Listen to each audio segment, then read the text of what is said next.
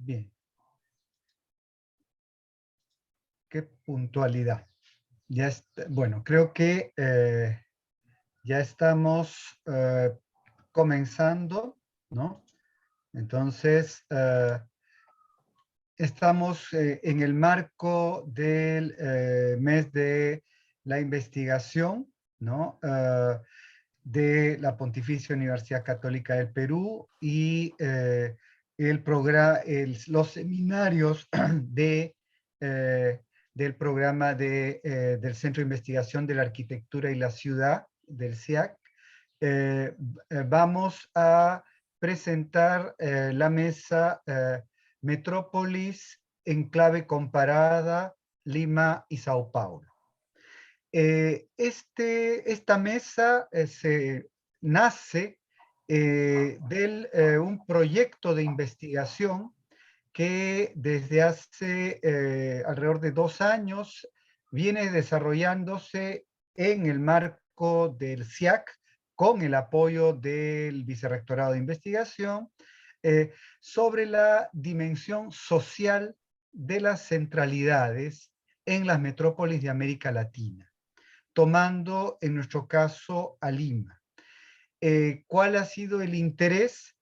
El interés es poder aproximarnos a lo que son las centralidades urbanas de nuestras metrópolis, pero no desde la mirada clásica de los flujos económicos o de la importancia de las concentraciones de actividades, de viajes metropolitanos, sino tratar de entenderlos como espacio social de vida, ¿no?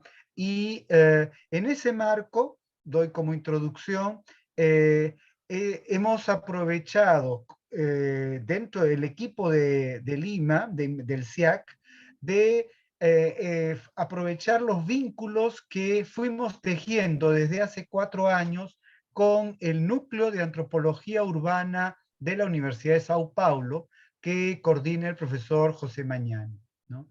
Entonces, en ese marco, esta investigación es la oportunidad de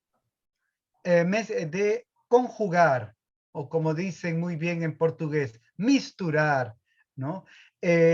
Aproximaciones urbanísticas con etnográficas nutridas por la antropología urbana, ¿no? Es en ese marco que el proyecto tiene el interés de aproximarse entonces a casos de centralidades en Lima, pero también en este intercambio con la Universidad de Sao Paulo, también hay una aproximación a casos de centralidades de la Universidad de Sao Paulo, ¿no? En esta oportunidad, en esta mesa, tenemos la oportunidad de presentar algunos avances de esta investigación, pero también nutrirnos con, vamos a decir, un efecto nutritivo multilateral que está dado por el estudio del profesor Giancarlo Machado, quien también hace una aproximación justamente a estos espacios metropolitanos con una aproximación etnográfica, ¿no? Bien, el programa, el menú de esta mesa entonces se organiza de la siguiente manera. Vamos a escuchar primero al profesor Giancarlo Machado, quien va a hacer la ponencia sobre el tema titulado Mais Vida no Centro, ¿no? o Más Vida en el Centro, sobre os impactos citadinos da reforma do Vale do Anhangabaú, ¿no? Entonces, impactos en la ciudadanía de la reforma que se hace del Valle de Anhangabaú. Profesor Giancarlo va a tener, a ver, como una pequeña reseña personal. Él es doctor en antropología social de la Universidad de Sao Paulo y es profesor titular del programa de posgrado en desarrollo social de la Universidad Estatal de Montes Claros en Minas Gerais. Él es investigador asociado al Núcleo de Antropología Urbana, motivo por el cual él fue de los primeros que nos visitó acá a la Universidad Católica en este marco de trabajo colaborativo que se remonta ya hace casi 5 años, ¿no? Muy bien. Doy entonces, en primer lugar, la palabra al profesor Machado. Tiene un tiempo de 20 a 30 minutos, lo que necesite. Adelante, Giancarlo. Boa tarde, boa noite, pessoal. É uma satisfação estar aqui para participar desta mesa redonda junto aos estimados colegas do SIAC, vinculado à PUC do Peru, e também aos colegas do NAU, da USP, aqui no Brasil. Eu cumprimento os comentaristas, o querido Pablo Vega Centeno, ao parceiro José Guilherme Magnani, também cumprimento o Manuel Damer, é uma satisfação conhecê-lo, ainda que virtualmente. E para esta mesa redonda, cujo foco é a apresentação de investigações relacionadas às centralidades de Lima e de São Paulo, eu gostaria de apresentar alguns resultados de uma pesquisa de pós-doutorado que concluí recentemente sob a supervisão do professor Magnani, no Departamento de Antropologia da USP. Esta pesquisa analisou certas contradições que envolveram a reforma do Vale do Anhangabaú, um espaço público no centro de São Paulo. Infelizmente, não tivemos uma aproximação etnográfica de perto e de dentro em razão da pandemia que assolou o nosso país. Mas, por conta disso, optamos, então, por direcionar para um olhar de fora e de longe diante de tantos processos que marcaram a consolidação da reforma deste espaço. Eu peço desculpas por não falar em castelhano, mas eu me sinto mais seguro em português. Falarei de uma maneira pausada para uma melhor compreensão por parte do público. Pode passar, por gentileza, Yuri. Uma breve contextualização sobre o Vale do Anhangabaú. É um dos espaços públicos mais expressivos e disputados do Centro Metropolitano de São Paulo. E, no decorrer de várias décadas, intervenções de diferentes portes refletiram sobre esse espaço, impactando as suas possibilidades de usos, de apropriações e, consequentemente, os seus sentidos. É um local em extrema disputa no contexto da cidade de São Paulo. Pode passar. Aí está uma foto do Anhangabaú. Essa era a forma deste espaço público até alguns anos atrás, e foi justamente essa forma que foi desmanchada para ser reformada, dando espaço a novas configurações. Pode passar, Yuri. Após algumas décadas de ressignação, é evidente uma retomada de investimentos para o centro de São Paulo, através agora da implementação de parcerias público-privadas. E é algo que vem se mantendo ao longo de diferentes gestões, independente, aliás, da filiação partidária e da perspectiva ideológica dos seus representantes, no caso, os prefeitos. E é nestas circunstâncias que se insere mais uma reforma almejada para o Vale do Anhangabaú. Uma medida estratégica que, embora não seja inédita, reflete os esforços para resgatar, para impulsionar uma velha centralidade que havia sido preterida em prol de outras mais no decorrer do tempo, como bem evidenciado pelo antropólogo Heitor Frugli Júnior em seu livro Centralidades em São Paulo. Então, São Paulo não tem apenas uma centralidade. Esta que o Vale do Anhangabaú está inserida é apenas uma, a mais antiga, porém, no decorrer do tempo, tivemos desdobramentos destas centralidades, a constituição de novas centralidades. E em 2015, quase 25 anos após a última reforma, é que foi anunciada mais uma intervenção significativa para este local. Apesar de ter sido concebida no âmbito do mandato do prefeito Fernando Haddad, as obras somente se iniciaram na gestão seguinte de Bruno Covas, que é um prefeito que tem algumas dissonâncias em relação a este último quanto a questões ideológicas, né? Um mais vinculado a um partido de esquerda e outro a um partido de direita. Os detalhes desse projeto de reforma do Vale do Anhangabaú, eles foram amplamente divulgados pela SP Urbanismo, né, que é um setor de urbanismo vinculado à Prefeitura de São Paulo, tendo sido reproduzidos também em vários portais virtuais de notícias. E algo que desperta atenção nessas comunicações foi principalmente a promoção de discursos que evocam menos as pretensões que se coadunam a uma agenda econômica neoliberal esperada para o local e seu entorno, e mais o impacto sociocultural advindo desta reforma. Pode passar, Yuri. E essa perspectiva, ela foi englobada, sobretudo, pelo conceito de cidade para pessoas, algo propagado por Jan Gehl, um arquiteto e urbanista dinamarquês, que foi responsável por direcionar, juntamente à sua equipe, a metodologia dos estudos preliminares que guiariam a fabricação de consensos em prol desta intervenção que passou a ser reputada pelo poder público como uma requalificação do Vale do Anhangabaú. Então, tem todo um discurso institucional em prol desta requalificação do Vale do Anhangabaú, que reforçou como garantia para o desenvolvimento urbano de São Paulo a promoção de uma cidade para pessoas, um princípio que permitiria, a partir da ótica do Gehl, o resgate da escala humana e a renovação das formas de usos de certos espaços urbanos. Pode passar, Yuri. Esta incorporação do conceito de cidade para pessoas pelas vias institucionais é o que despertou a curiosidade para fins desta investigação. E em decorrência dessa incorporação, né, para orientar a intervenção sobre um espaço público caro ao centro de São Paulo, foi possível realizar algumas perguntas. Para quais pessoas o Vale do Anhangabaú estaria sendo reformado? Essa mudança de escala no planejamento poderá garantir uma cidade mais inclusiva e democrática?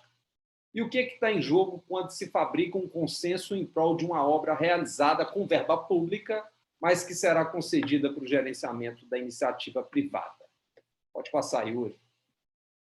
E, ao partir dessas questões, eu tenho reconstruído... retorna, por favor, Yuri. Eu tenho reconstruído alguns dos principais agenciamentos, mediações, embates em torno do projeto de reforma do Vale do Anhangabaú, para, consequentemente, problematizar quais os possíveis sentidos atribuídos a esse conceito de cidade para pessoas ao ser cooptado por sucessivas gestões municipais marcadas, em maior ou menor medida, por um viés neoliberal no trato com a cidade de São Paulo. E, por conta disso, eu espero evidenciar alguns dos sentidos escusos que perpassam essa tentativa de incorporação do conceito de cidade para pessoas quando acionado estrategicamente por setores de diferentes gestões. E, para iniciar essa discussão, eu queria reconstruir aquilo que garantiu a fabricação do consenso, algo que também é muito inspirado nas pesquisas, né, de um pesquisador brasileiro chamado Carlos Bainer. Pode passar, Yuri. Desde 2007, nós temos notícias de estudos de campo feitos para identificar problemas e potencialidades do Vale do Anhangabaú, para reconfigurar sua paisagem. E é o que revela uma extensa reportagem de uma série intitulada Privatização da Rua, publicada em 2014 no portal virtual Repórter Brasil, de autoria da jornalista Sabrina Duran em colaboração com Fabrício Muriana e Marcela Biadico. E, de acordo com essa publicação, foi em tal ano que a ONG ITDP, uma entidade estadunidense com atuação no Brasil, ela contratou a consultoria do escritório do Yangel para elaborar um plano de revitalização para o Vale do Anhangabaú e seu entorno. E o documento ele era enfático em seus apontamentos. Tratava-se de uma proposta que visava contribuir para o ressurgimento do centro histórico de São Paulo. Pode passar. E a tônica desse documento é em prol de uma cidade reconquistada, o que seria possível a partir de uma visão holística de qualidade urbana que tivesse como prioridade a acessibilidade, a fim de garantir principalmente a permanência das pessoas nos espaços, em detrimento da busca unidimensional por mobilidade.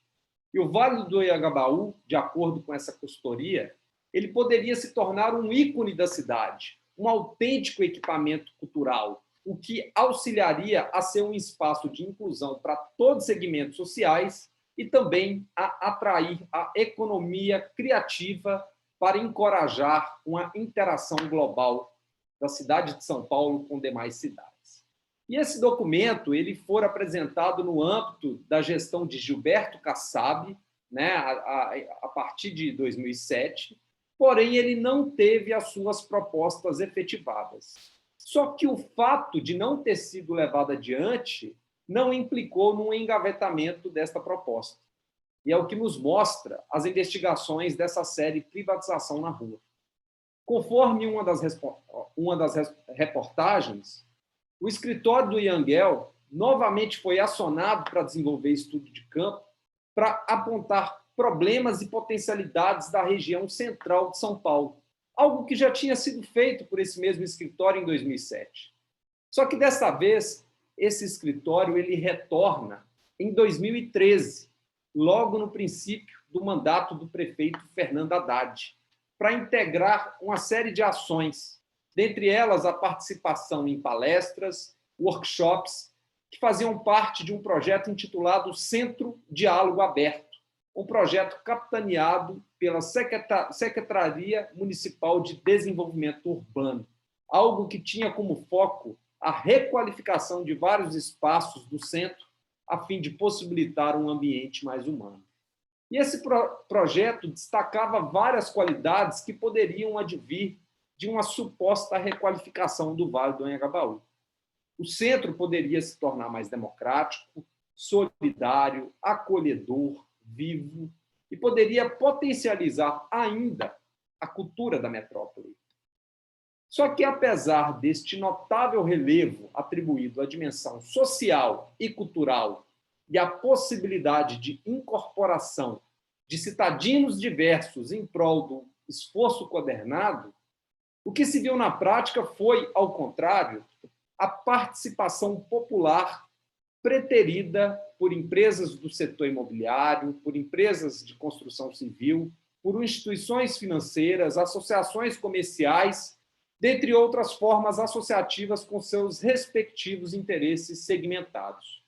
E como denunciado pelas investigações dessa série de reportagens, em abril de 2013 foi realizado um evento composto por palestras, workshops, avaliação de técnicos, a fim de debater o conteúdo desse projeto intitulado Centro Diálogo Aberto. E a reportagem ela constatou que não houve nenhum representante de entidades ligadas a pessoas em situação de rua, vendedores ambulantes, catadores de materiais recicláveis, enfim, das populações vulneráveis que vivem e trabalham no centro há décadas. Então, isso revela uma contradição.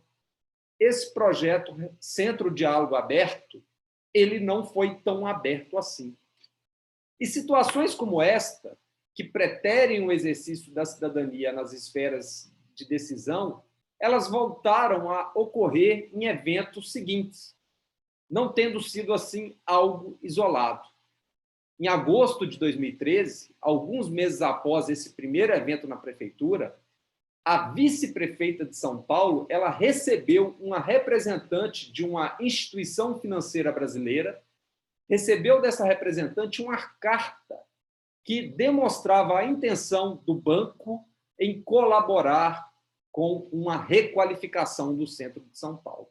E, para tanto, este banco colocava-se à disposição para doar um estudo e um projeto arquitetônico para reorganizar os espaços do Vale do Anhangabaú, algo que seria elaborado pelo escritório do Yangel. E, a partir desse interesse em voga, a reportagem ela constatou, aliás, que esse banco foi a única instituição financeira convidada para participar do evento promovido pela SP Urbanismo. E após alguns dias, após o ocorrido, foi assinado um termo de doação por parte do banco e também por parte da Secretaria Municipal de Desenvolvimento Urbano. E essa reportagem, publicada num portal de notícias, ela atentou para a seguinte descrição contida no termo.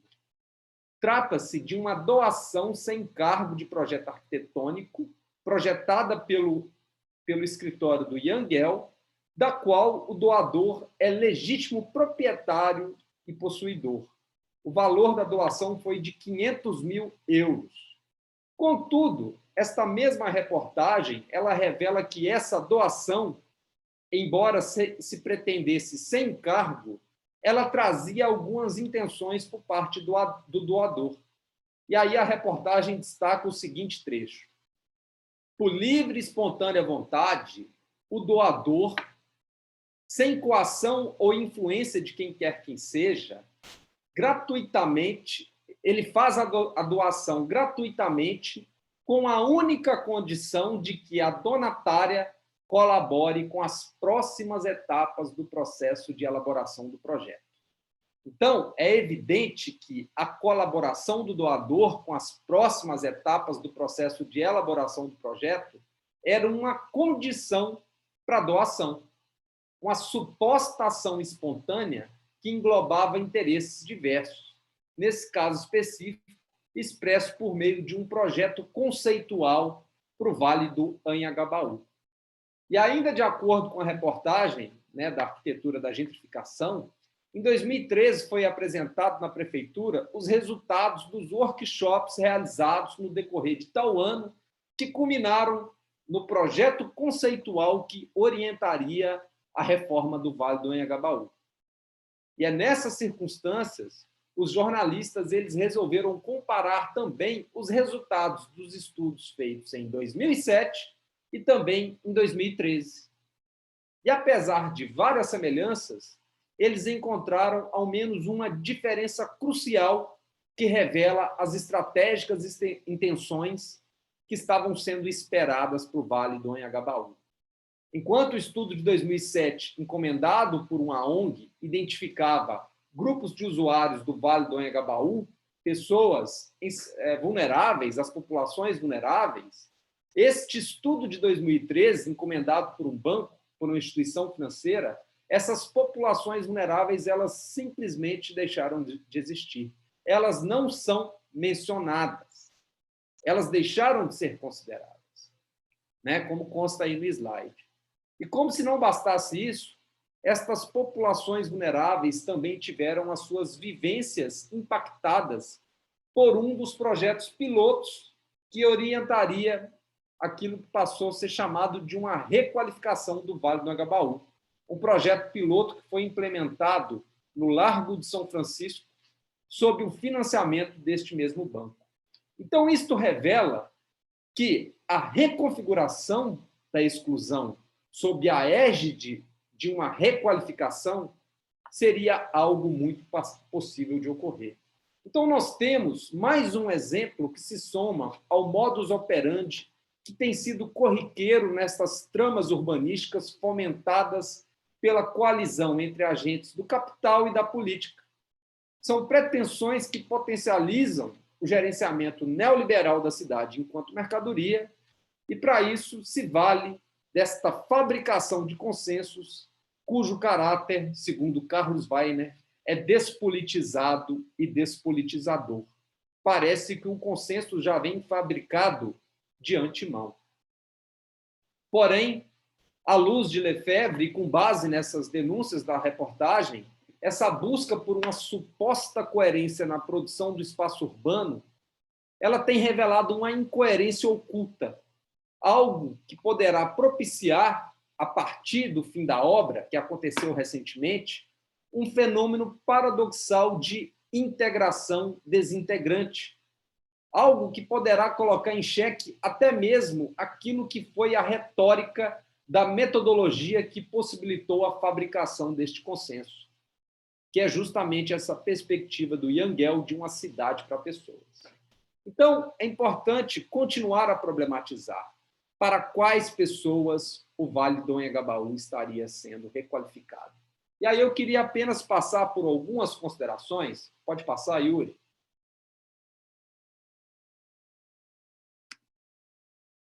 Pode passar mais uma vez. O escritório do Yangel, ele foi responsável por difundir a metodologia de uma cidade para pessoas, não apenas em São Paulo, mas em várias cidades mundo afora. E essa perspectiva ela está presente não apenas nos seus projetos, mas também nas obras acadêmicas de sua autoria. É o que consta, por exemplo, no livro Cidade para Pessoas, publicado em 2018 na versão brasileira. Neste livro, o autor ele traz severas críticas a certas ideologias dominantes do planejamento, como o modernismo, que, por intenções diversas, deram pouca importância àquilo que traz vitalidade às cidades, ou seja, a dimensão humana. E as pessoas, enfatiza o Gell, elas nunca foram tão maltratadas nas cidades como em tempos recentes. E, em contrapartida a esse descaso com a dimensão humana, ele considera que o objetivo-chave para o futuro, em termos de planejamento, é ter como foco as necessidades das pessoas que utilizam as cidades, uma condição que reforça a função social de seus espaços e que também contribui para a sustentabilidade e para uma sociedade aberta e democrática, né? Então, essa visão, segundo o autor, de cidades vivas, seguras, sustentáveis e saudáveis, ela é um desejo universal e urgente, uma condição que só é possível a partir de intervenções políticas unificadas, como este almejado consenso, a exemplo do que eu mostrei para o Vale do Anhangabaú. E esse posicionamento do Yangel, apesar de instigante, ele não é nada contemporâneo. Muitas considerações próximas deste autor constam também nas produções daquela que é uma das suas principais influências, que é a jornalista e escritora norte-americana Jane Jacobs, autora, dentre outros, de Morte e Vida das Grandes Cidades. Pode passar, Yuri. Então, é importante evidenciar como que a jornalista influenciou o arquiteto dinamarquês. A Jacobs chamava atenção, há 5 décadas, para aquilo que também é alvo do Gell, isto é, os impactos provocados pelo modernismo em termos urbanísticos, que muitas vezes está descolados das necessidades humanas e das situações cotidianas que acontecem nas ruas. Na obra do Gell, bem como nos planejamentos deste autor, é possível verificar essa inspiração provocada pelas perspectivas da Jane Jacobs. É notável a sua preocupação para com a caminhabilidade de pedestres, para as apropriações citadinas, para a diversidade de funções do espaço e também para a segurança. Essas ideias de morte e vida das grandes cidades vêm impactando há décadas muitos leitores da obra de Jacobs, de arquitetos a empresários, de ativistas a instituições, de acadêmicos a um público geral. E, em vista disso, não é de se estranhar também a influência de Jacobs para Yangel, que foi um fiel leitor da Jacobs. Isso se revelou também no âmbito da gestão de prefeitos vinculados a diferentes partidos políticos, partidos aparentemente rivais, como é o caso de Fernando Haddad, vinculado ao Partido dos Trabalhadores, e ao Bruno Covas, né, um partido, né, que tem toda uma perspectiva neoliberal de direita de fundo. A obra da Jane Jacobs ela é muito mais complexa e traz contribuições diversas, para além desse posicionamento crítico frente ao planejamento urbano moderno e dessa construção de imagens literárias já um tanto propagadas, né? A perspectiva de Balé das Calçadas, olhos das ruas. Mas algo que não se pode perder de vista são as contradições que permeiam os posicionamentos da Jane Jacobs, ou melhor, os limites e as tensões do seu pensamento, como bem analisado pela pesquisadora Bianca Tavolari. Segundo ela, apesar de convergir diferentes visões urbanísticas sobre a necessidade de se considerar o protagonismo dos citadinos nos espaços públicos, a Jane Jacobs ela pouco aprofunda sobre aquilo que marca a produção das cidades, as relações de poder, as disparidades econômicas, as opressões, as assimetrias, as intolerâncias que dificultam os acessos e as permanências dos citadinos em toda sorte de áreas públicas. E como bem constatado pela Bianca Tavolari, apesar da Jane Jacobs insistir na atenção às relações sociais, o foco da sua crítica não é social, no sentido de que as desigualdades sociais não estão em primeiro plano. Então, nós podemos considerar que, de igual maneira, tal contradição também é evidente em Engel, que pouco aprofunda suas análises em torno das desigualdades que permeiam a vida das pessoas. E nesta pretensão universal de se considerar uma cidade para pessoas, o arquiteto ele parece refletir e projetar os espaços apenas para alguns tipos de pessoas, sobretudo aquelas que detêm privilégios por conta da intersecção de seus marcadores sociais da diferença, ao passo que ele oblitera das intenções aquelas mais vulneráveis, as quais historicamente padecem pela exclusão decorrente da produção estratégica da cidade. Pode passar, Yuri. Então, esta integração desintegrante, como diria o Henri Lefebvre, pode ser constatada também numa retórica que perpassa seus estudos e metodologias. Essa ideia muito cara a Engel de que as pessoas na cidade é uma questão de convite. Para ele, é preciso planejar espaços convidativos para as pessoas. Porém, quando se apela para um convite, lança-se um incentivo a alguém para fazer ou participar de algo, o que implica, de maneira contrária, num possível desestímulo àqueles que não se encaixam nas estratégicas pretensões de quem o formula. Em vista disso, em termos urbanísticos, nós podemos indagar a quem se está convidando e a quem se busca desestimular a presença e a participação quando se tenta elaborar propostas para um espaço a fim de fomentar a economia criativa, sua vocação mercantil e a interação global. E aí eu retorno ao Vale do Anhangabaú. Pode passar, Yuri. Conforme evidenciado nesse último tópico, né, com base na reportagem da arquitetura da gentrificação, em 2014 foi lançado um edital para contratar um consórcio de empresas que pudesse desenvolver projetos básicos, executivos e de gestão para o Vale do Anhangabaú, com base nos estudos prévios do Engel. E o termo de referência para o projeto ele era muito enfático quanto aos ganhos comerciais que a região poderia ter após a reforma deste espaço. Porém, para que isso ocorresse, seria necessário adequá-la como um equipamento cultural a fim de torná-la convidativa para a circulação, encontros, sociabilidades de pessoas que também seriam potenciais clientes para o consumo no entorno. E ao considerar essa ênfase em torno da cultura numa cidade para pessoas, nós não podemos perder de vista, como alertado pela Otília Arantes, uma pesquisadora brasileira, que a cultura tem sido apresentada como uma isca importante para garantir a coalizão em prol de planejamentos urbanos de cunho neoliberal. E essas perspectivas importadas, como a do Engel, em prol de uma cidade para pessoas, ela parece soar como uma fórmula salvadora para garantir essas condições, que, no fundo, também são combustíveis para a fabricação de consensos para tornar a cidade mais competitiva. Só que isso acaba por alimentar as escusas e tensões que pairam sobre os seus espaços.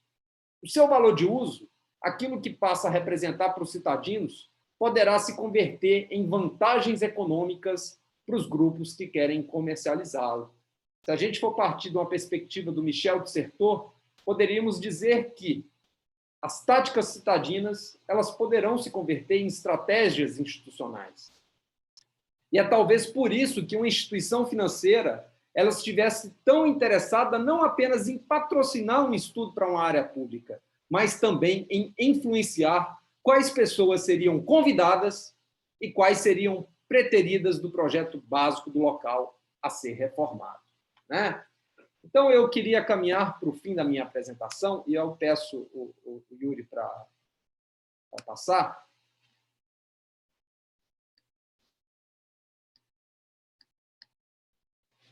O Vale do Anhangabaú ele foi inaugurado no final de julho deste ano.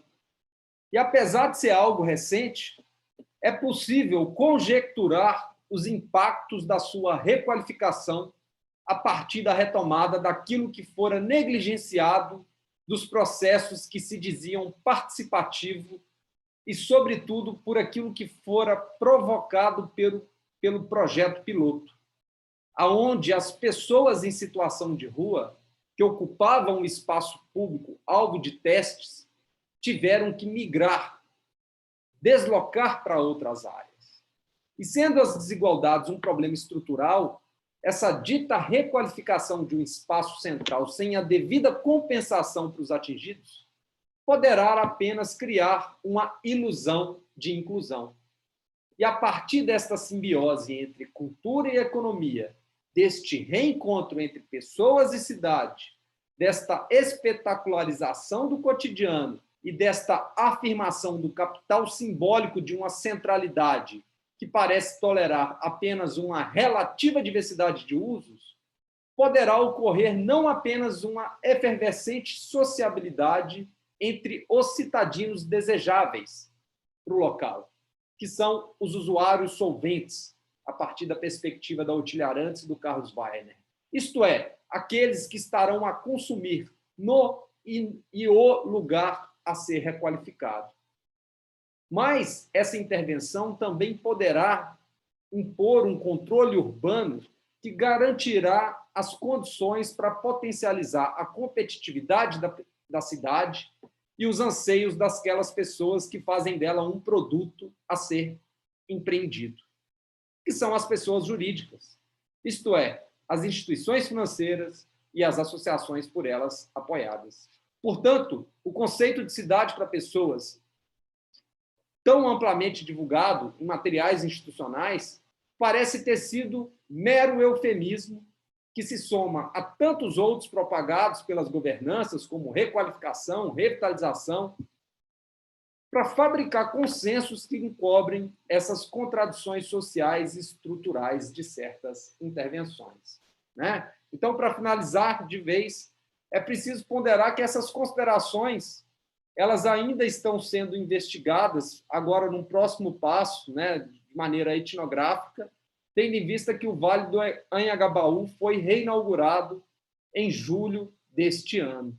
Então, nós vamos verificar empiricamente agora esses impactos, né, da sua reforma. Então, é fundamental estar atento aos desejos de mudanças, mas sem se esquivar também de destrinchar esses impactos das supostas boas intenções que podem corroer a dimensão pública de um espaço que historicamente resguarda tantas camadas de experiências e memórias citadinas. Então, só uma última foto, Yuri. À esquerda, como era o Vale do Anhangabaú antes da reforma, e à direita, como ficou o Vale do Anhangabaú a partir da reforma direcionada pela metodologia do Jan Gehl.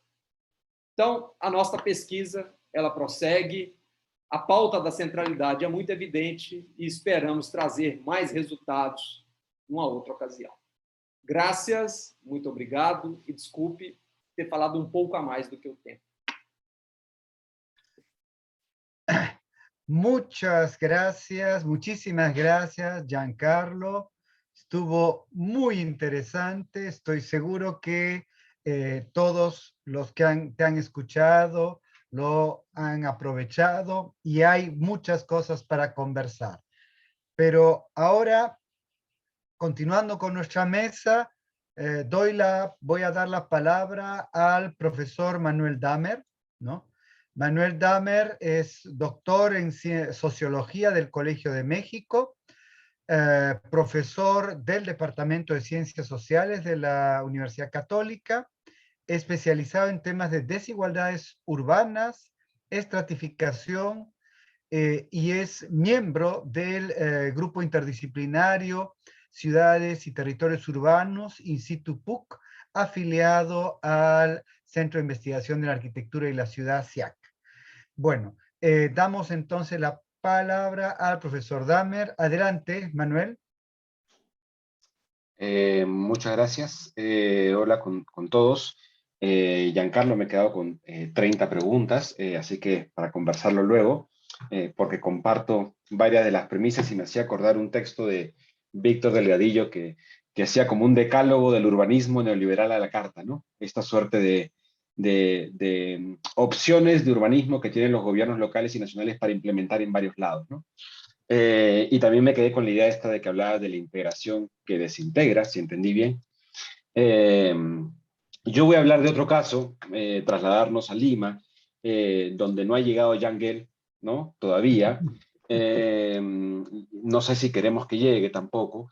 Eh, y voy a hablar de una de las aristas que forma parte de este proyecto de investigación que ha sido señalada al inicio, que tiene que ver con un análisis de la dimensión social de las centralidades, ¿no? En la cual hemos trabajado distintas dimensiones y yo voy a presentar algunas ideas preliminares sobre una de estas dimensiones, que tienen que ver sobre la idea de órdenes urbanos y formas de regulación en el comercio informal, en el área central de Mesa Redonda Mercado Central, entendiéndolo como espacios temporalizados, conflictos y persistencia.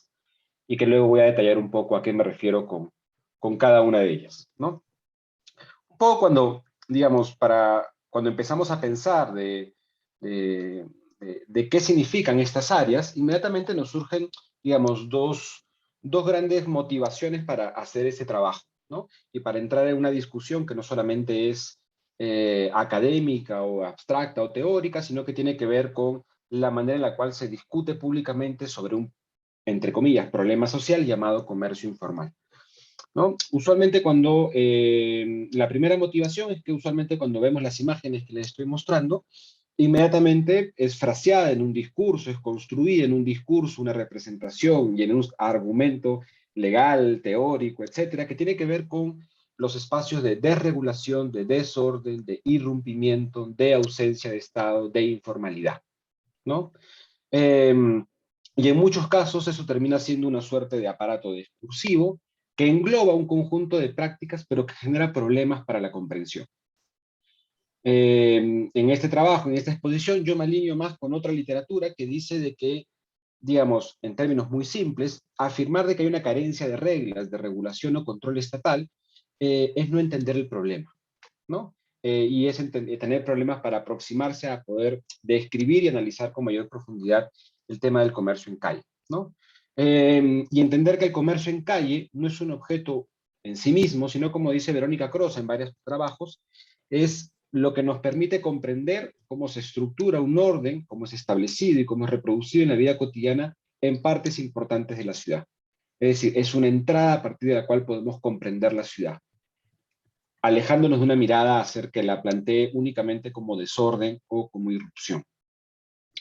Una segunda motivación es que usualmente cuando hablamos de comercio informal, entramos en una conversación sobre que por qué el Estado actúa de cierta manera y hablamos de ineficacia, de falta de capacidad, falta de intervención, corrupción, y empezamos a soltar nuestra lista como de ¿cómo se llama?, de justificaciones latinoamericanas acerca de por qué las cosas no funcionan, ¿no? Sin embargo, ahí creo que también es bueno apoyarnos en otra literatura, que lo que plantea y que dice es que no es que el Estado en sus distintas etapas no quiera modificar, no quiera erradicar, no quiera controlar, no quiera regular, sino que lo hace desde una perspectiva muy clara, que es la perspectiva de la tolerancia.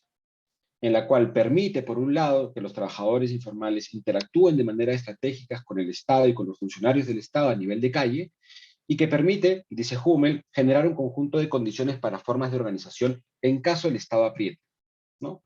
En el caso de Lima, estudios como los de Aliaga y Cosamalón han destacado cómo a lo largo de los últimos de los años 80 en adelante, distintos episodios de represión, violencia, erradicación, reubicación y de mucha tolerancia, digamos. Entonces, un poco lo que yo quiero es entrar a discutir esto. Para hacer eso, y para discutir estas dos imágenes que creo que son perniciosas, y creo que una aproximación desde el campo y más cualitativa nos permite, me gustaría primero, digamos, leer una cita chiquita de Abdalouk Simón que dice, y abro comillas, en ciudad tras ciudad, no importa dónde, hay un barniz de superficie de normas y reglamentos, planes estratégicos y arreglos intersectoriales y los sistemas que funcionan para proporcionar lo que la ciudad necesita para mantener una apariencia de orden, cumplimiento y consenso provisional. Sigue la cita. Pero casi todas las ciudades también se sustentan a través de sustratos de reparación improvisados, compensación, acuerdos extraoficiales y entendimientos tácitos. Hay manantiales de pasiones, tácticas e hipótesis generadas rápidamente sobre cómo actuar que siempre amenazan con torcer los planes mejor trazados y los mecanismos de vigilancia ligeramente deformados. Podría ser conceptualmente más productivo, dicen los autores, Simón y Pieterse, centrar nuestra atención en estas dinámicas en lugar de descubrir, redescubrir y volver a descubrir sin cesar el poder disciplinario del neoliberal o del Estado o de su ausencia. Es entender de que sobre el espacio urbano no opera una totalidad que restringe, sino que hay un conjunto de dimensiones que escapan, refuerzan, modifican. Y un poco ahí es donde me gustaría tratar de entender esta idea del comercio informal en el caso de Mesa Redonda, ¿no? Entenderla a partir de, digamos, dos literaturas, que es la literatura de informalidad, no voy a detenerme en esto, y la literatura sobre movilidad, ¿no? Digamos, si eso más adelante lo podemos como conversar, pero yo creo que es útil, ¿no? El caso proviene, bueno, para los que conozcan Lima, y bueno, para Giancarlo, José, que casi que conocen ya todo Lima, ¿no? Y Yuri también. Bueno, en el caso de Lima nosotros planteamos de un estudio anterior, que bueno, ahí más adelante está la referencia completa, identificar centralidades, ¿no? Dentro de ellas se identificó que una de las principales concentraciones de empleo y servicios se ubicaba en esta área central, que poseía una historicidad, que se ubicaba dentro del área de primera expansión de la ciudad, que tiene una tradición y un proceso largo de urbanización y su propia crisis está vinculada al desarrollo de la ciudad. Y a partir de eso elegimos dos casos para estudiarlos en profundidad. Uno el de San Isidro y otro el de Mesa Redonda y Mercado Central. Yo quiero concentrarme en el de Mercado Central, que es básicamente donde estoy o señalando, si lo ven no lo sé, pero es el área donde en la parte superior derecha hay un conjunto de círculos que refieren esa suerte de concentraciones, ¿no? Y tratar de entender qué es lo que sucede ahí y cuáles son las dinámicas en términos de órdenes y formas de regulación a nivel de calle. El trabajo de campo de este proyecto que nos ayuda a resolver estas preguntas fue un trabajo de orden cualitativo, donde tuvimos unos talleres sumamente interesantes y productivos, se armó un equipo, se trabajó, fuimos muchas personas, y lo que voy a presentar ahora es el resultado no de mi trabajo, sino es el resultado de que como equipo hemos elaborado en distintas maneras, ¿no? Y más adelante también vienen todos los nombres. Y lo que hicimos fue definir un polígono dentro del área más densa de actividades del comercio formal e informal, y empezar a trabajar una observación colectiva en diálogo con el urbanismo que tenga tres categorías, tres principios. Un principio de observación colectiva, un principio de carácter intensivo y un principio de carácter multidisciplinar, ¿no? Varias personas trabajando una misma área. Esto, solamente como anécdota, lo pudimos hacer hasta que el presidente declaró que ya nadie podía salir a la calle, ¿no? Entonces lo que yo voy a presentar, no se asusten si no ven a personas con mascarilla, es porque es inicios del 2020, ¿no? No es que las personas no estén cumpliendo las normas, ¿no? Y todo esto formaba parte de un proyecto de investigación mucho más amplio que hemos desarrollado y en el cual particularmente yo me he interesado mucho por el caso de Mercado Central, Mesa Redonda y esta parte del centro histórico, ¿no? En el trabajo, bueno, participamos muchas personas. Ahí está, bueno, está Pablo, está Karina Chávez, Kelly Gómez, Lía Elier, Idao, Karina, María del Carmen, Mariana, Oscar, César y Jonathan, ¿no? Y que creo que es importante decir los nombres porque fueron las personas que participaron haciendo los recorridos y trabajando en los relatos, ¿no? Lo que hicimos fue recorrer las zonas y tratar de identificar un conjunto de patrones a través de un trabajo de observación y a través del taller que recibimos. Se trabajaron solamente en el centro, 57 recorridos, ¿no? Con un horario preestablecido que básicamente lo que permitió es capturar una temporalidad amplia, ¿no? De procesos, actores, dinámicas, ¿no? Y eso pasó luego por un proceso casi tortuoso, que nunca nadie nos avisó que era así, pero ya lo suponíamos, de convertir más o menos 2000 páginas de relatos en códigos y sistematizarlo y analizarlo, ¿no? Y lo que construimos fueron dimensiones y a partir de eso yo voy a presentar algunos resultados preliminares el día de hoy, ¿sí? Eso como antecedente, muy rápido. A mí me gustaría la discusión que planteaba al inicio, digamos, estas dos imágenes que resultan problemáticas para entender, y esta advertencia que nos hace Simone Petersen de no quedarnos en el poder disciplinario ni del Estado ni de su ausencia, sino preguntarnos por la bisagra, por la fricción, por el quiebre, involucra entender 4 aspectos que me gustaría desarrollar. El primer aspecto es entender que, como todo y como siempre, como sabemos desde hace mucho, la calle siempre es un objeto de disputa que está sometida constantemente a un agudo trabajo de territorialización entre los actores, pero que no solamente tiene un carácter espacial, sino que posee un carácter temporal. Y acá empiezo con imágenes, citas y demás, ¿no? Ustedes aquí tienen imágenes de lo que es el área de Mercado Central y Mesa Redonda, ¿no? En el momento de descongestión, de no utilización, donde eso no significa que no existan actividades y no existan cosas que estén sucediendo, ¿no? Si uno agarra las principales actividades y les pone una suerte de esquema horario, uno encontrará que hay hasta las 6, 7 de la mañana un momento de carga, unas ventas horarias que se repiten dependiendo del alimento, los estibadores, la ocupación de calle, la apertura de galerías, y que se van superponiendo en momentos y en otros, y que van operando con dimensiones y características distintas. Solamente en Mesa Redonda existen más o menos 18.000 puestos de galería, existe en un día de grandes ventas, se moviliza 20 millones de dinero, pueden llegar a asistir 100.000, 200.000 personas, según algunas personas es mucho más en épocas navideñas. De todos los predios que están ubicados, el 80% se dedica al comercio, y los que no se dedican al comercio se dedican al depósito, y unos muy pequeños dentro de esa área o polígono, la residencia, y el 40% de todos los predios se encuentra en mal estado o muy mal estado de conservación. Y esta es una centralidad de escala metropolitana. En términos de sus características más físicas, es un espacio en donde la presencia del comercio informal se vincula con la inversión que hace el municipio y los actores públicos para generar espacios, y los propios actores privados que operan dentro de este espacio, para generar espacios de descanso, de recreo, de sombra, etcétera, y que luego vamos a ir viendo poco a poco cómo esa es una relación bastante compleja y qué tiene que ver sobre el comercio informal y la persistencia de las desigualdades, ¿no?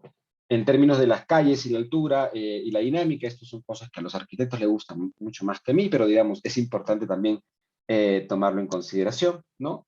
Yo sé que el gráfico de abajo parece como que fuera chiquitito, ¿no?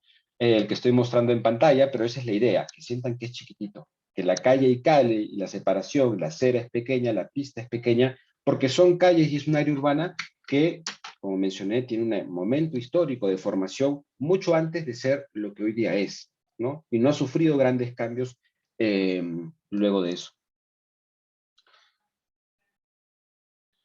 Si uno se pregunta, bueno, cuáles son dentro de esta centralidad los lugares principalmente que se ocupan para cierto tipo de actividades, principalmente para detenerse, ¿no? Ahí uno encuentra una pequeña descripción, no voy a centrarme tanto en esto, donde se articulan múltiples formas de ocupar el espacio, y que todo esto lo estoy brindando como contexto para luego entender el argumento central que quiero plantear, ¿sí? Donde hasta las formas de, y esta es una foto de Lía Elier, hasta los espacios más impensados se convierten y pueden tener un uso distinto, ¿no? Y eso nos hace pensar en las dos referencias que yo hacía al inicio, ¿no? Cómo pensar este espacio de lo informal, esta ocupación de lo informal sobre la calle, y lo informal entre comillas, más allá del desborde, más allá del desorden y más allá de la ausencia o incapacidad de Estado. Y para eso, con estas condiciones o características, es bueno entender de que hay una heterogeneidad, hay unas normas, hay unas formas de representación entre los actores que ahí operan. Cada uno de los lugares, y esto digamos no demora mucho en conocerse, pero cada uno de los lugares no es un lugar aleatorio, sino que posee un conjunto de elementos muy fijos en términos de las negociaciones entre los actores. Hay presencia de comercio ambulante, que se caracterizan por tener un color, por tener un chaleco, por tener un lugar, pero que se va mezclando con lo formal e informal, donde uno no termina sabiendo qué es uno y qué es lo otro. El comercio informal o el comercio de calle va ocupando las calles a lo largo del día, tratando de disfrutar o beneficiarse de aquellos espacios que les permite una mejor articulación entre lo público y lo privado, y esos intermedios a los cuales aquí uno de los que está presente conversando con nosotros ha discutido, ¿no? Estos espacios entre, ¿no? Y empiezan a utilizar un conjunto de materiales sumamente precarios, plásticos, el poder ocupar el suelo, el poder rápidamente movilizarse, armar y desarmar. Es difícil, dice una comerciante, que siendo nuevo te dejen poner un puesto. Lo que se hace es empezar desde lo más alejado del centro, donde uno quiere, e ir ganando amistades y redes para ir entrando al centro, ya que la gente se cuida entre ellos o se guardan el espacio. Si eres nuevo, te pones en tu lugar y te rompen las cosas entre los vecinos del comercio informal. Hay un conjunto de reglas que involucran formas de autorregulación, y esa es una palabra que me gustaría que vaya quedando en la mente, ¿no? Cuando llegan y se empiezan a abrir las galerías en este orden temporal de armar y desarmar esta centralidad, de armar y desarmar este comercio informal, se empiezan a aprovechar los espacios para su negocio. Esto proviene de los relatos. Utilizan una ventana para colgar una bolsa blanca donde colocan los cubiertos de plástico y servilletas. Es una especie de mostrador que construyen para los clientes para que puedan observar. Es decir, esa definición entre la galería, la puerta, la acera, el predio, se empieza a borrar a manera que las personas van ocupando el espacio. Eso no significa que sea una convivencia ligera, que sea una convivencia, digamos, fácil. Donde hay ambulantes hay delincuentes, dice un encargado de serenazo. El ambulante, dice, es una persona con mucho instinto, va donde venden cosas baratas, ya no es un ambulante tonto. Él mira y dice, acá venden tal cosa, pero seguro también van a querer esta otra. Sabe qué van a vender, dónde vender, y si no venden, no comen, viven del día, siguen la lógica de las calles, ¿no? Y que esto, digamos, expresa un conjunto de manifestaciones o discursos sobre el comercio informal en términos generales. Esta heterogeneidad involucra una negociación constante entre estos actores para manejar un orden dentro de este espacio, porque el caos no existe, lo que existe son reglas. Entonces, ¿cómo se abordan estas formas y dinámicas de control y de regulación? Y para eso me gustaría de repente leer brevemente uno de los relatos que se hizo como parte de ese trabajo en equipo. Y dice, ¿no? Desde el jirón Andahuayla se empiezan a escuchar unos gritos que repiten: oe, oe. El ruido llama la atención de las personas, quienes se detienen esperando saber qué es lo que sucede. De pronto aparece en la esquina una camioneta con Robocops. Para los que no sean de Lima, los Robocops son los que están a la derecha. Tienen esta indumentaria que parece que estuvieran yendo a una guerra espacial, ¿no? Quienes descienden rápidamente del carro. Al parecer venían siguiendo a dos vendedores ambulantes. Uno se sentó cerca, estaba exhausto. El otro entraba con paso más lento. Quizá creyó que los Robocop no iban a entrar hasta allí, pero se equivocó. Ellos eran como 5, entraron corriendo y lograron atraparlo. Lo golpearon, forcejearon un rato y se llevaron algunas de sus cosas. La gente sentada intentó ayudarlo, pero los Robocop respondieron amenazando a todos. La gente gritaba: abusivos, déjenlos, basuras. La gente lo grita a viva voz y se indigna y se molesta. Incluso los niños también empezaban a gritar junto a las personas. Los Robocops lograron quitarle algunas cosas y se fueron casi con la misma premura, casi corriendo, con la que llegaron. Uno de los ambulantes, que había logrado no ser intervenido, contó que los venían persiguiendo del jirón Ayacucho. Dice que a veces los Robocops suelen detenerse y no entran aquí porque es zona de iglesia, pero por ahora al parecer ya nada les importa, ya no creen en nada. Después salen los Robocops y empiezan a caminar en grupos firmes con cara de fastidio por el jirón Andahuaylas. Para esto, ya los ambulantes que estaban ubicados se habían retirado corriendo. En uno y otro minuto la calle queda casi vacía. Por allí, 1 o 2 prefieren meterse a las galerías, pero atraparon a una mujer y forcejearon para quitarle sus cosas. La gente otra vez indignada y otra vez gritando. Un joven los golpeó y se escapó, y los Robocop salieron en grupo para alcanzarlo. No lo llegaron a atrapar. Volvieron a intentar quitarle las personas a otra persona, a otra mujer. Nuevamente forcejearon y la gente otra vez ayudó. Los Robocop siguieron avanzando por el jirón Andahuaylas y luego por el jirón Puno corriendo. La gente que estaba en la plazuela se acerca a las rejas para gritarles a los niños. Los niños también se notan molestos, agarran botellas de plástico y empiezan a lanzarlas. Todos gritan. Los Robocop se fueron y de pronto empiezan a iniciar la misma actividad desde otro punto de la centralidad. Las acciones que involucran estas formas de control y regulación ejercidas por, en este caso, los múltiples actores, no voy a entrar en detalle, los múltiples actores de una municipalidad, no deben ser entendidas como un quiebre o una interrupción del ritmo cotidiano de las acciones que configuran el orden dentro de esta centralidad, sino que por el contrario son aquellas que permiten fijar las asimetrías de poder y las condiciones de precariedad o persistencia de desigualdades que existen entre los actores. Es la capacidad de poder definir los ritmos lo que está en juego, no es la capacidad de estar o no estar. Sigo con la cita. Aparece un grupo otra vez de fiscalizadores y robocops, caminando con prisa y firmeza en dirección a la avenida Pierol. Mientras avanzan, se empiezan a escuchar los comentarios de trabajadores. Ya comienza, ya salen, seguro les gusta golpear. Eran 10 robocops y 3 fiscalizadores con chalecos celestes. Los ambulantes que antes estaban en la mitad de la pista desaparecen rápidamente.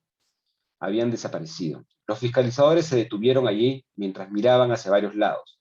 Después de un minuto deciden avanzar por una avenida, y la gente otra vez empieza a gritar, y empiezan a hablar entre ellos. De pronto, los Robocop se dicen ellos mismos. Ya se pasaron la voz, no importa, hay que seguir. Doblaron por el jirón Andahuaylas y caminaron por allí hasta el jirón Puno, y luego el jirón Paruro. Doblan por allí y caminan. Siguen caminando y se ríen entre ellos. Y en el camino se van juntando otros fiscalizadores y otros Robocops. De repente, de un momento a otro, apuran el paso y empiezan a correr, los fiscalizadores y Robocops. Corren, corren y enganchan a una persona, a una mujer. Las personas y 2 mujeres muy molestas comentan entre ellas. Una de ellas le dice, ay, estos cascos de, no diré la palabra. Otros dicen, vienen a fregar. De pronto se inicia un forcejeo nuevamente con una señora que montaba en su carreta varias telas. Una señora dice, uy, no, la señora ya perdió, su cosa ya está que se las llevan todos. Los Robocop se lanzan sin miedo contra las telas, empujan a una señora, a un hombre que la acompaña. Habían 2 policías también en el lugar. A la señora le quitaron toda su mercadería. La policía dice, están haciendo su trabajo, pero la gente sigue gritando, rateros, rateros. Al grupo, a los fiscalizadores. Al grupo no le importa nada. Ellos se habían abalanzado, tomaron lo que pudieron y se fueron corriendo como si no hubiese pasado nada. Doblaron por la calle y la gente le seguía gritando, desgraciados, malos, basuras, etc. La mujer, que fue víctima de los Robocops y los fiscalizadores, corre detrás de ellos y junto a un hombre. Lograron alcanzar al grupo y empieza el forcejeo que se repite una y otra vez. En ese forcejeo logran recuperar alguna de las telas y un poco, pero no todo. El grupo siguió avanzando y ya no se detuvo, y la señora y el señor deciden quedarse y aceptar la pérdida. En ese trayecto, la mujer lo seguía de cerca, pero ya no empezaba un forcejeo, sino que solamente los denunciaba, les decía que los iba a denunciar porque ella era formal. Ella no era informal.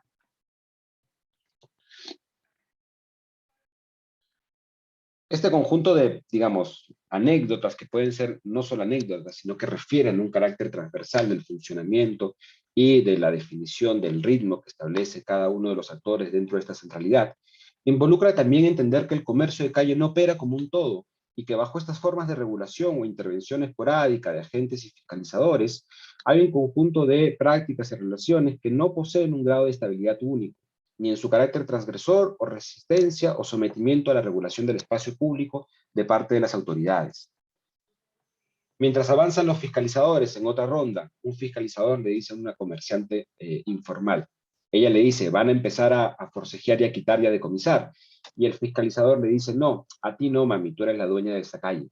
Otro fiscalizador avanza por la calle mientras va saludando a cada uno de los comerciantes ambulantes. Hola, ¿cómo están? Y empieza a saludar y empieza a alzar la mano. No siempre es persecución. Se van acercando los fiscalizadores y empiezan a decir los ambulantes, hoy día no tenemos ganas de corretearlos. Y les piden que empiecen a irse más allá. Corretear es perseguir. En realidad, Casi siempre es así. Los fiscalizadores, con chalecos celestes, azules, los robocops con su indumentaria, intentan disuadir a los ambulantes, que a veces se mueven un poco y otras veces no tanto. Entre los 5 y 6 fiscalizadores que actúan en conjunto sobre una de las esquinas, es claro de que no pueden contener una oferta ni la decomiso de ningún tipo de producto. Se notan preocupados y se miran entre ellos. Saben que finalmente lo que pueden hacer es solamente correr de vez en cuando.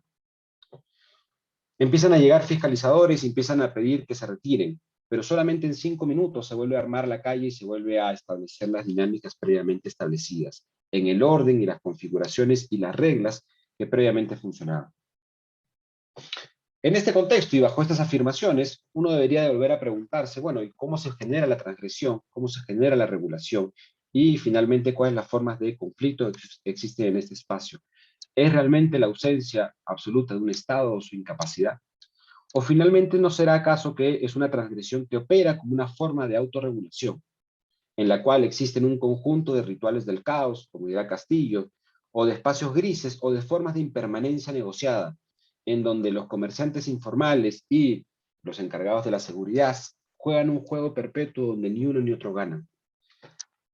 En este juego, las capacidades diferenciales en participar, definir y no ser afectado por la multiplicidad de los ritmos es lo que está en juego.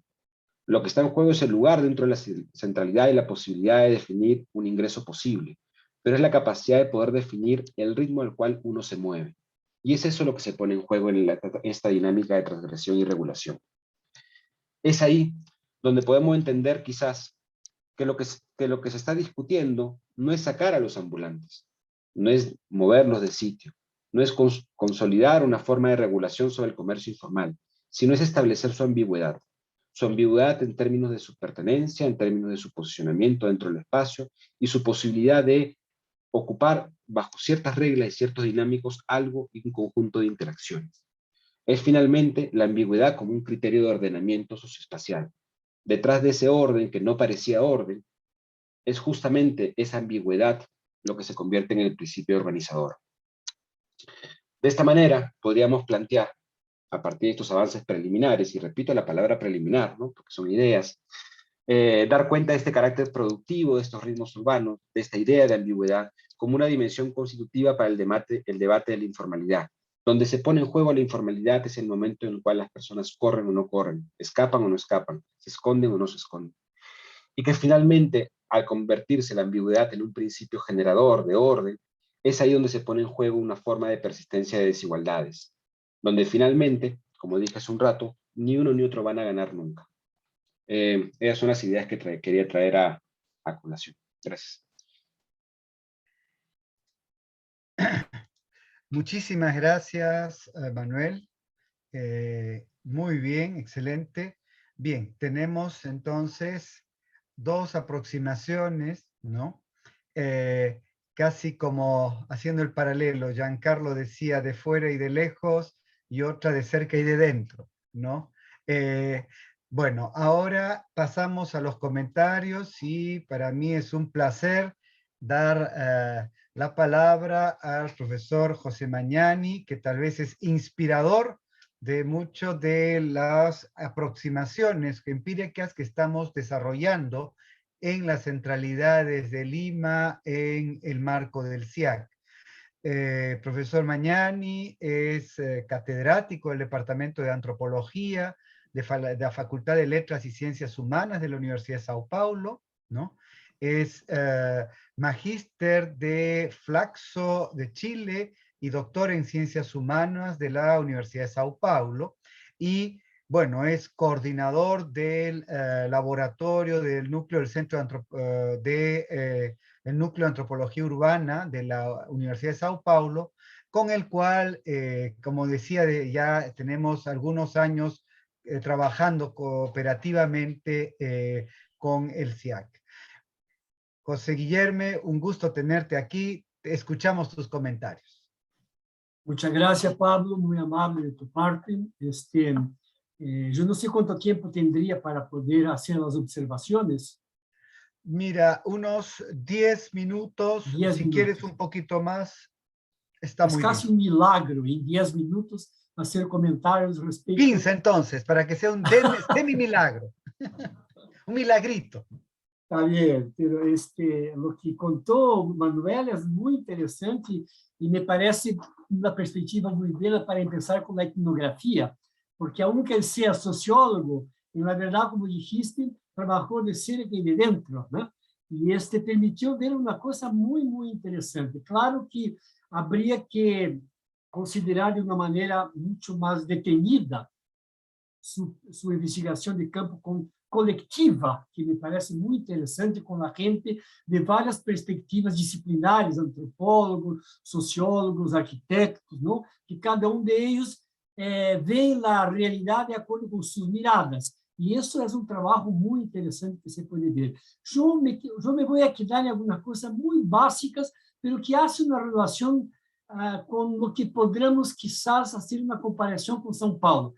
Estuvimos um pouco frustrados, Yuri, Enrico e eu, porque esse semestre nós hicimos uma disciplina de antropologia urbana com os alunos da USP, cujos trabalhos finais iam a ser justamente uma ida a campo para fazer uma comparação com o centro de São Paulo, não somente em Anhangabaú, mas uma região onde há também comércio ambulante, para fazer uma comparação. Não se pudo fazer, porque por la pandemia tuvimos que quedar con la cosa en las redes sociales, lamentablemente. Pero eso no quiere decir que no lo logramos hacer, porque así como hay San Isidro y hay también ese mercado central, nosotros también tenemos Pinheiros, la región, digamos, de Berrini, que es una ocupación de la élite, y en comparación con algunas ocupaciones del centro de São Paulo, con comercio ambulante. Entonces, en la continuación, yo creo que vamos a poder hacer comparaciones un poco más efectivas, ¿no? Entre Lima y São Paulo. Sin embargo, yo quiero resaltar algo que Manuel mostró en su investigación y habló muy rápido también, vale decir, ¿no? Pero para mí es interesante porque voy me acordando de mi castellano aprendido en Chile, aprendido en Buenos Aires y ahora en Lima, ¿no? La cuestión de la ambigüedad me pareció muy importante esa expresión que él emplea al final de su trabajo, mostrando, por ejemplo, cómo la gente se apropia de la ciudad. Y no solamente los ambulantes, sino los robocops, por un lado, la fiscalización con su chaleco, con su perspectiva distinta, y cómo la gente conversa con ellos, cómo arman y desarman, cómo ocupan y desocupan. Significa que o centro da cidade e da cidade em geral é apropriada de distintas maneiras. E uma forma de poder ver que isso não é desordem é ver que essa ambiguidade, que em certo momento poderia parecer algo que seria fora de ordens, ao contrário, é princípio de ordenamento, mas ordenamento que não se rige por la questão fija do Estado, por exemplo. A gente tem que negociar. Isso me parece muito importante. O centro da cidade e a cidade em geral é objeto de uma apropriação que depende de como a gente se apropria e negocia sua presença e seu uso. E, mientras o Estado ou as élites, como diria, por exemplo, Desertou, com a ideia, digamos, que Giancarlo ressaltou, as estratégias, né, de ordenamento, por outro lado, la gente, los débiles, por ejemplo, entre comillas, tienen sus tácticas y son móviles. En un determinado momento pueden estar todos ellos en la calle, en un segundo momento vacían la calle, en el otro momento negocian con la gente para poder armar y desarmar. Y eso es una perspectiva de uso de la ciudad. Me parece que esa perspectiva que Manuel nos trae con la ambigüedad abre um caminho muito, muito interessante para detectar ordenamentos e descrevi-los, não somente como algo que se faz de uma maneira sem ordem. Habría que mostrar em que momentos do dia, da semana, do mês, a gente faz desta forma, de outra forma, de tal maneira que nós podemos ver que a gente que habita e que usa a cidade nesse comércio ambulante, tem suas regras não escritas, mas muito claras. Eles sabem como fazer. E a gente, segundo o gênero, segundo a classe etária, niños, mulheres, senhores, sabem como utilizar e se relacionar com, por exemplo, os robocox, que é uma forma. Sin embargo, com a fiscalização, é outra. Com os comerciantes que estão inseridos, insertos aí, é outra. E isso abre um panorama muito, muito interessante para ver que aqueles que de lejos, muitas vezes, é considerado como desordem, sin embargo, do ponto de vista dos atores sociais, é visto como ordens que se modificam todo o tempo. Há uma modificação e uma criatividade muito interessante. Eu creio que essa perspectiva que este Manuel nos traz para pensar, por exemplo, na permanência ou não das pessoas, nos traz uma perspectiva muito interessante que dialoga com a perspectiva que Giancarlo nos trajo, que é a questão de cidade para as pessoas. Que pessoas são essas? Não? De uma maneira geral, não. As pessoas têm distintas formas de insertar-se na cidade, seja social, econômica, étnica, e sua maneira de ser, seus estilos de vida, determinam a forma como eles se apropriam da cidade. Então, se dizer que a cidade das pessoas está correto, mas que pessoas são essas? De que ponto de vista se pode considerá-las? Então, há que combinar, como Manuel, como já foi marcado e Manuel nos mostrou, e Pablo enfatizou, na perspectiva de ser que de adentro nos dá conta de trabalhar com a gente como do dia a dia se apropria de uma cidade. E de lejos e desde afuera, como, digamos, nas élites, por exemplo, penso que a cidade é como o Vale de Anhangabaú, que é para quem? Então, nós temos aí políticas que são hechas, digamos, para pensar na permanência da gente, e que gente é essa? Não?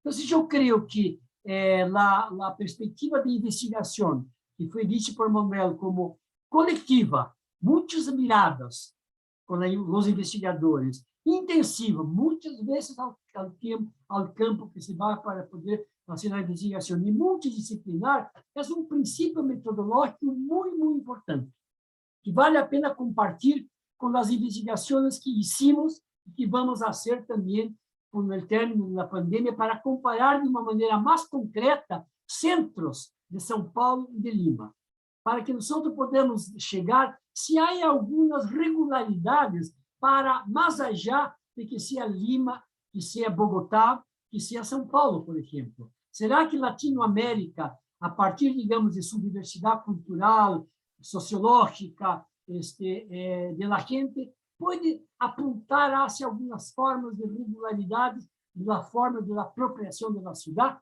Essa é uma perspectiva do horizonte mais largo. Porque se nós tivemos com a particularidade de Lima ou de São Paulo, não podemos chegar a um acordo para uma investigação mais ampla. Há que perceber e escrever e registrar se há formas através das quais podemos dizer que há regularidades latino-americanas, por exemplo, de nossas cidades, que foram se formando ao longo do tempo, como nos dijo Manuel e como nos dijo Giancarlo também. O Vale de Anhangabaú não é de hoje. Sin embargo, é um lugar onde a gente quer plantear suas normas de ocupação. Mas há que conversar com a gente, que desde muito tempo se utiliza do espaço segundo suas regras. Então, há que saber que regras são essas, para que haja negociação entre, digamos, a gente do poder público, que tem que ver com uma forma de organização mais general, há que levar em conta, né, em termos arquitetônicos, urbanísticos, dos planos diretores, mas também com as formas tradicionais a partir das quais a gente se ocupa da cidade. Eu creio que há uma perspectiva muito interessante aí, a largo prazo, que nós podemos fazer para que as cidades latino-americanas possam ser não somente objeto de estudo particular de nossas universidades, a PUC de Lima, a USP de São Paulo, e nas outras universidades, sin embargo, podemos fazer parcerias, contatos muito mais amplos. E assim podemos, digamos, abrir um espaço para uma investigação mais aprimorada. Bom, eram essas minhas primeiras observações. Eu gostaria muito de ter contato com os resultados da investigação de Pablo e de Manuel, para que possamos, digamos, a partir de ellos, observar la perspectiva que vamos a hacer en nuestras investigaciones o leer las investigaciones que ya hicimos sobre la ciudad de São Paulo. Muchas gracias, Manuel, muy interesante o resultado de tus investigaciones y espero que con eso podamos continuar nuestro trabajo y nuestra parcería. Muchas gracias, muy amable.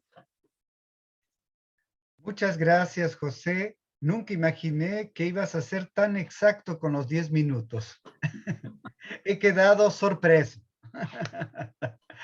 Bueno, amigas, amigos, quiero aprovechar, ya que estoy viendo que hay algunos saludos por el chat.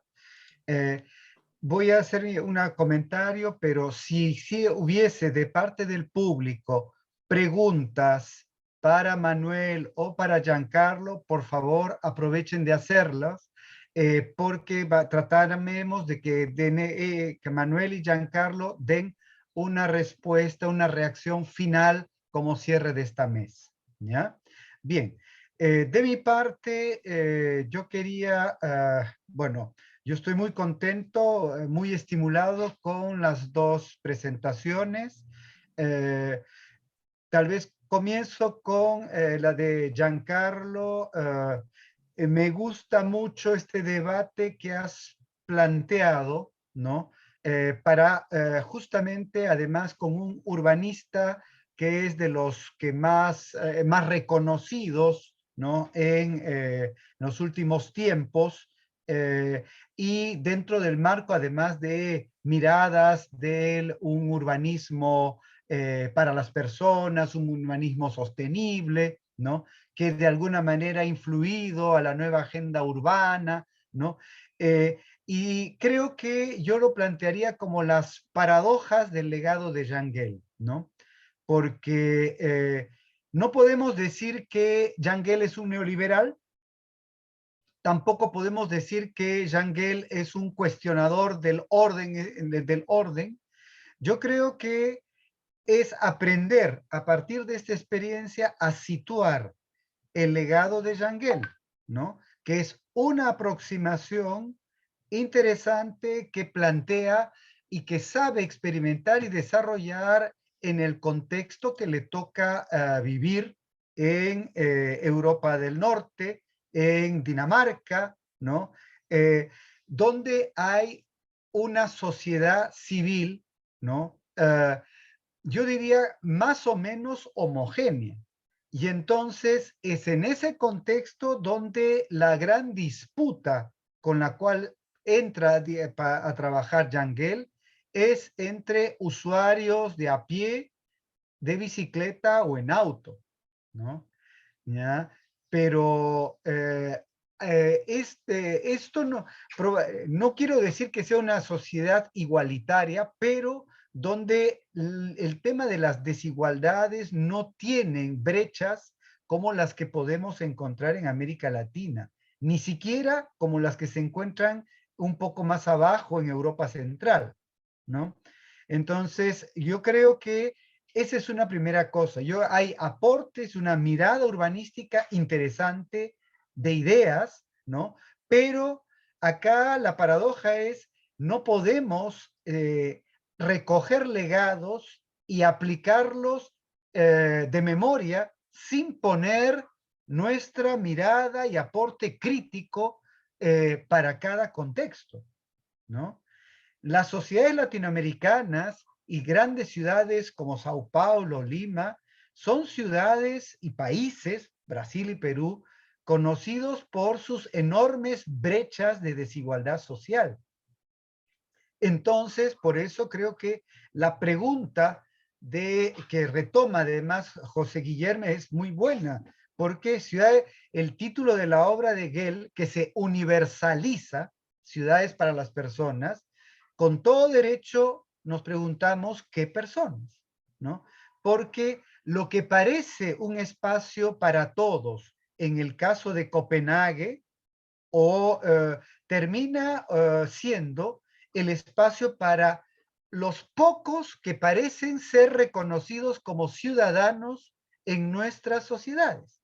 Lamentablemente, somos ciudades de millones de habitantes, pero parece con pocos ciudadanos. Es decir, hablo con pocos ciudadanos como pocas personas con todos sus derechos, ¿no? Y entonces acá hay lo que en ciencias sociales se habla de un problema de interseccionalidad. ¿Qué quiere decir? Que se superpone la desigualdad social con otras desigualdades, el racismo, por ejemplo, y una más, un sombrero más es el tema del peatón con el auto, ¿no? Entonces, es en estas capas que tenemos que aprender a leer nuestros procesos, ¿no? Y en ese sentido, yo sí le preguntaría a Giancarlo, hay una cosa que no me termino de entender y en la presentación no queda claro, ¿dónde está exactamente el Val de Añagabaú? Porque no solamente se trata de decir está en el centro.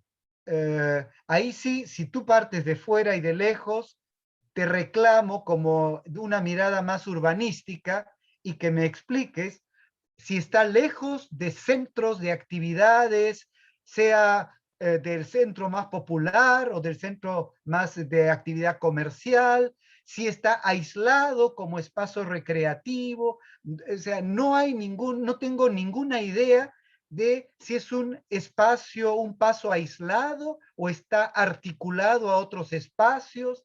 Eso es un misterio que no queda claro en la explicación. Probablemente para los amigos paulistanos es un sobreentendido, pero fuera de Sao Paulo no queda claro dónde estamos.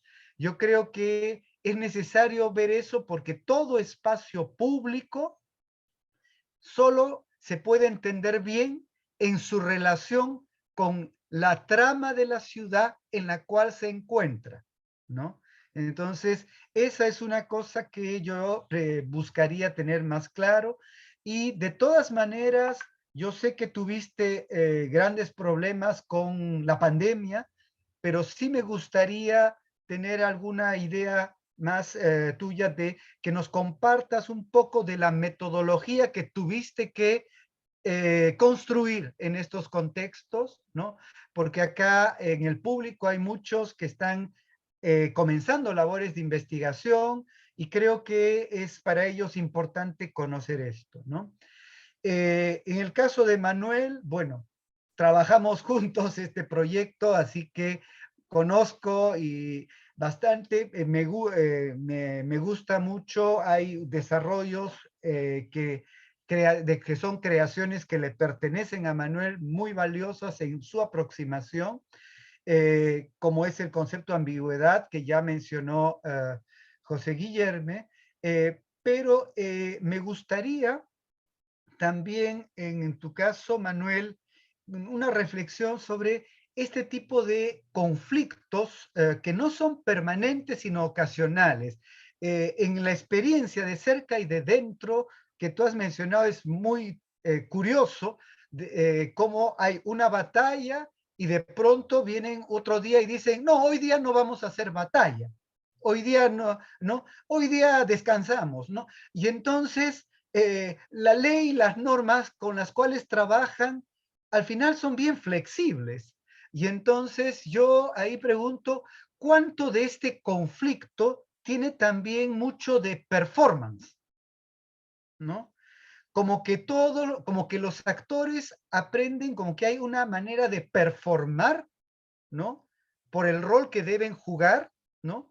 Pero no necesariamente esa performance es la acción cotidiana de cada actor. Entonces, ahí creo que esa entrada de la performance es para enriquecer, creo, esa apuesta analítica que tú propones, Manuel, de la ambigüedad, porque efectivamente yo no puedo decir que tal actor tiene tales acciones, ¿no? Porque tiene esas y tiene otras que pueden ser contradictorias, ¿no? Ahora, y bueno, creo que me gustaría también como pregunta, Manuel, aunque yo sé que tal vez es más del lado urbanístico, pero sí me gustaría un poco cómo ves tú en estas performances, en esta manera de ocupar el espacio, tanto del comercio de la calle como de otros actores, finalmente, cómo interactúan con el espacio construido, ¿no? ¿Qué tipo de apropiaciones se dan sobre la manera en que está dispuesta actualmente ese espacio que, como tú señalaste, está muchas veces constituido por calles de secciones bastante angostas, ¿no? Entonces, ¿cómo es la relación de ese espacio? Es una cosa que me gustaría también de tu parte como vínculo de desarrollar, para ver justamente cómo el espacio construido se relaciona con el espacio habitado, ¿no? Bien, eso era lo que tenía de mi parte. No sé si hay del público alguno que se haya animado a escribir en el chat. Parece que...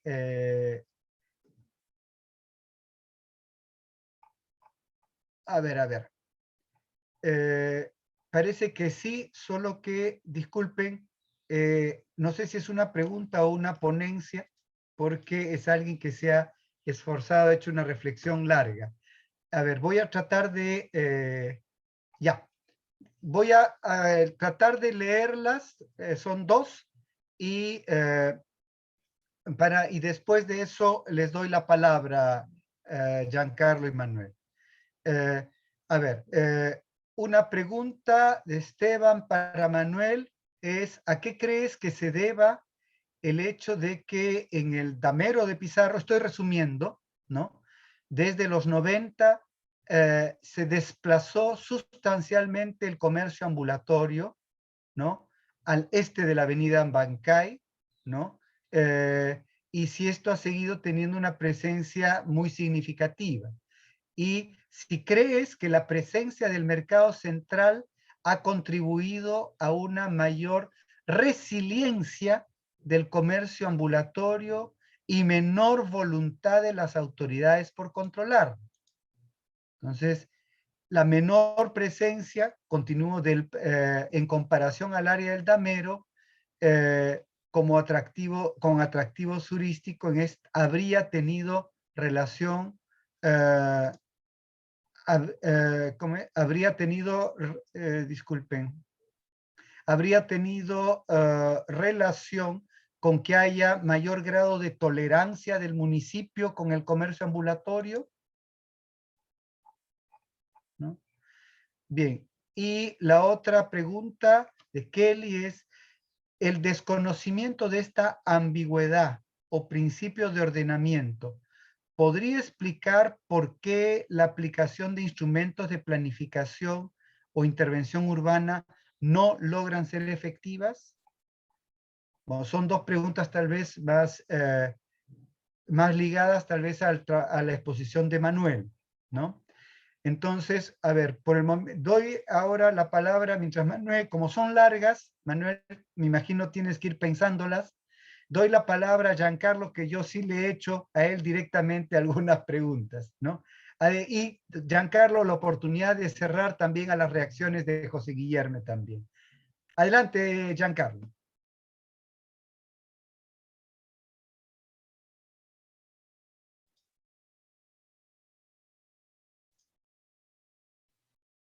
Posso começar?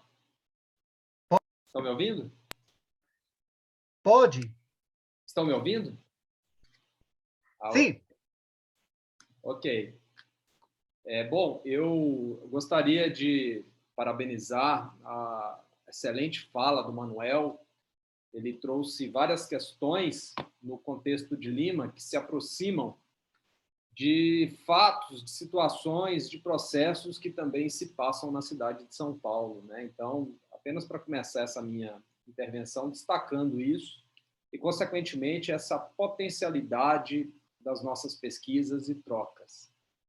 Eu também agradeço os comentários do Pablo, as articulações do Magnani, e eu destacaria, tal como muito bem colocado pelo Pablo, esse paradoxo do Yangel.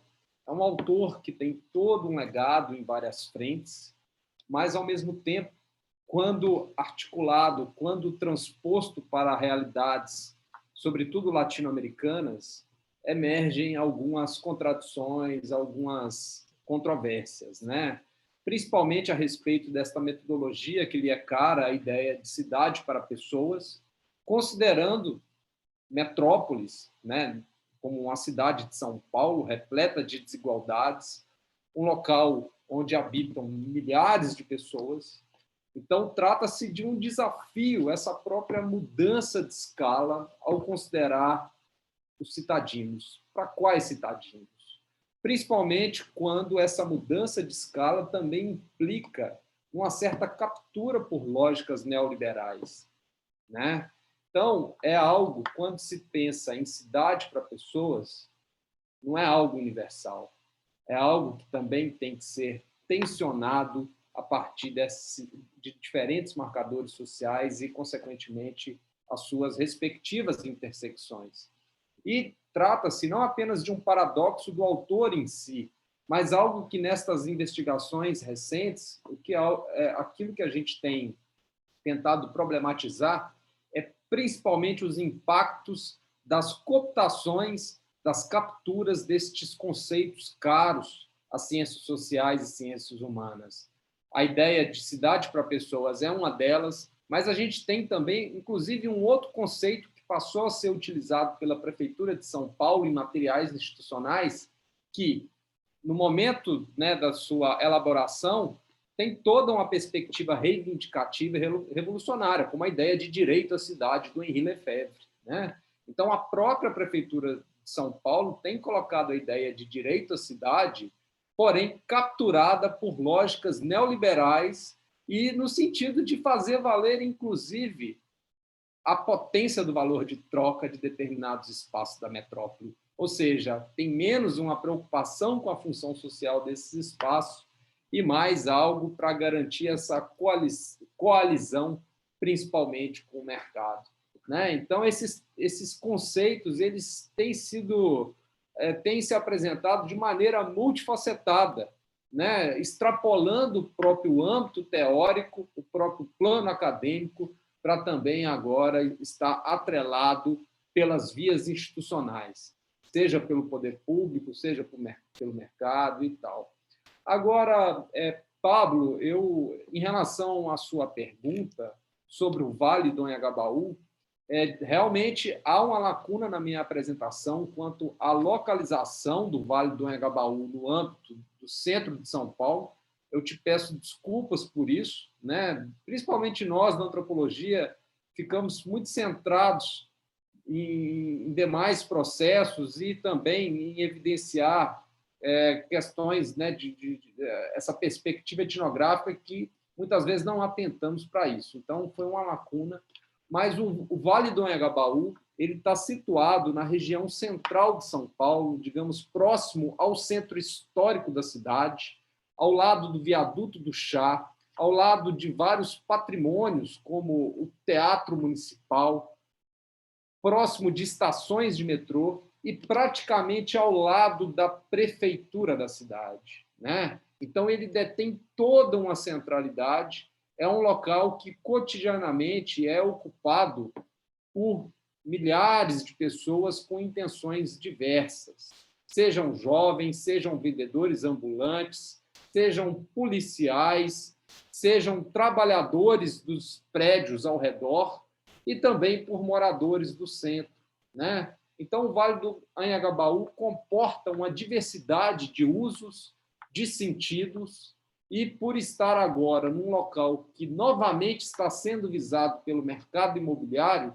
que é o centro histórico, a parte antiga, né, essa centralidade que deteve toda uma importância há décadas atrás, o Vale do Anhangabaú, né, ele está sendo permeado por essas estratégias de controle e, consequentemente, por esses direcionamentos quanto ao perfil de pessoa que ali deve ocupar, né? Agora, para essa nossa investigação, levando em conta essa postura de fora e de longe, nós partimos de uma análise documental, de uma análise de reportagens jornalísticas, de posicionamentos públicos de vários agentes vinculados a instituições, à sociedade civil, né? Além também de uma problematização teórica à luz de alguns autores vinculados aos estudos urbanos. Então, novamente, eu reitero que a pandemia ela impactou a nossa etnografia e isso constituiu uma tática no sentido de começar a coletar alguns dados, algumas investigações prévias, para agora, né, tendo o Vale do Anhangabaú sido reformado, a nossa equipe poder fazer trabalho de campo e investigar essas várias apropriações que ali estão se dando e, consequentemente, as resistências, as astúcias desses citadinos com base, né, no sentido de confrontar toda essa estratégia político-urbanística de controle deste local, né? Então, assim, as contradições elas permanecem, elas se ampliam, elas estão ganhando repercussão e, nessas circunstâncias, nós tentaremos atentar para a citadinidade. Como que esse fazer cidade a partir de pessoas comuns muitas vezes tensionam eventuais tentativas de normatização, de ordenamento, esperados não apenas pelos planejadores, por agentes vinculados ao poder público, mas também esses agentes vinculados ao mercado. Né? Então, a nossa pesquisa, ela esperamos ganhar corpo, né? Sobretudo a partir do próximo ano, e esperamos ter resultados condizentes aí para continuar com a nossa parceria. Muchísimas gracias, Giancarlo, y vamos a seguir con muchas ganas la continuación de tu trabajo y ojalá lo podamos insertar en el trabajo colaborativo que tenemos con José Guillermo. Yo creo que va a ser muy interesante. Bien, entonces ahora paso la palabra al profesor Manuel Damer. Manuel, para que puedas dar respuestas a las preguntas y a los comentarios de José Guillermo, ¿no? Adelante, Manuel. Gracias. No, gracias por los comentarios. Como dije, todo va siendo preliminar. Y gracias por las preguntas, Esteban y Kelly. Voy a ir como de lo más general a lo más chiquitito, ¿no? Al revés. Entender el caso del centro histórico, donde se encuentra el Mercado Central y Mesa Redonda, es entender que desde los años 90, en casi todos los centros históricos, bueno, que yo he trabajado de manera directa o indirecta, que es el caso de Lima, Quito, México, han experimentado procesos de intervención fragmentada, ¿no? Esa ha sido la nueva dinámica de intervención sobre estos espacios, ¿no? Bajo la lógica de una recuperación urbana, se tuvieron tres grandes pilares, no voy a entrar en detalle sobre esto, pero uno de esos pilares era la reubicación del comercio de calle, ¿no? Porque el argumento era que el comercio de calle privatiza la calle de otros posibles usos, ¿no? Entonces ahí tenemos en el caso de Perú lo que fue Alberto Andrade, ¿no? Pero tenemos también un montón de experiencias de lo que ha sido la reubicación de comerciantes informales, ¿no? O de calle. Y esto, una segunda característica era de que se priorizaron áreas, ¿no? Se generaron áreas de tratamiento muy claras, que en el caso de Lima es el circuito Plaza Mayor, Plaza San Martín, ¿no? Y Jirón de la Unión, y la avenida Bancay opera como un frente muy claro que delimita lo que está de un lado y del otro, ¿no? O como le dicen a los turistas, camina hasta Bancay y regresas, ¿no? No cruces, ¿no? Entonces yo creo que ahí hay como una dinámica, respondiendo un poco a Esteban, de que efectivamente ha habido como cada vez la intervención urbana sobre las áreas de los centros históricos ha sido cada vez más fragmentada, ¿no? Y eso tiene impactos. Y lo que se ha privilegiado en las áreas de los centros históricos no es principalmente ni la residencia ni el comercio, ¿no? Entonces ahí podríamos entrar en una discusión, ¿no? Y yo creo que eso va un poco con la pregunta también de Kelly sobre esta idea de la ambigüedad, que las políticas que se han hecho sobre el comercio informal, uno agarra, y ahí el libro de Cosamalón o el trabajo de Lisette Aliaga son muy importantes, porque ellos hacen un recuento histórico de los 80 y te demuestran de que no es que ha habido solamente represión o solamente reubicación, sino ha habido un montón de opciones, ¿no? Pero mucha tolerancia, ¿no? Pero hay un rasgo bien importante que es continuamente el Estado o el gobierno local o metropolitano decide sacar a las personas de la calle y ofrecerles un lugar en una galería. Y es la historia de muchísimas galerías que se van formando.